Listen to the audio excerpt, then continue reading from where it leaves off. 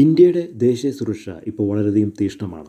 ഇന്ത്യയുടെ ചാരസംഘടനയായിട്ടുള്ള റോയും national investigation ഏജൻസിയും കൂടെ കൈകോർത്ത് പിടിച്ച് യുദ്ധകാലാടിസ്ഥാനത്തിൽ നമ്മുടെ ശത്രുക്കളെ ഉന്മൂലനാശം ചെയ്തുകൊണ്ടിരിക്കുകയാണ്. അതിന് ചുക്കാൻ പിടിക്കുന്നത് ഇന്ത്യയുടെ ഇപ്പോഴത്തെ നാഷണൽ സെക്യൂരിറ്റി അഡ്വൈസറായിട്ടുള്ള അജിത് ഡോവലാണ്.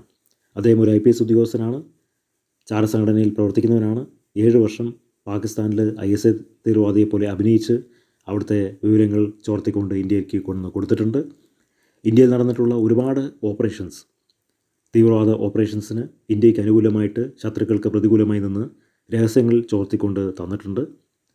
പ്രത്യേകിച്ചും സുവർണക്ഷേത്രം പിടിക്കുന്ന ഖലിസ്ഥാൻ തീവ്രവാദികളുടെ ഇടയിലും അദ്ദേഹം ശത്രുക്കളെ തെറ്റായിട്ടുള്ള ഇൻഫർമേഷൻ കൊടുത്ത് ഇന്ത്യക്ക് അനുകൂലമായിട്ടുള്ള ഒരുപാട് നല്ല ഇൻഫർമേഷൻ ചോർത്തിയെടുത്തുകൊണ്ട് വന്നിട്ടുണ്ട്.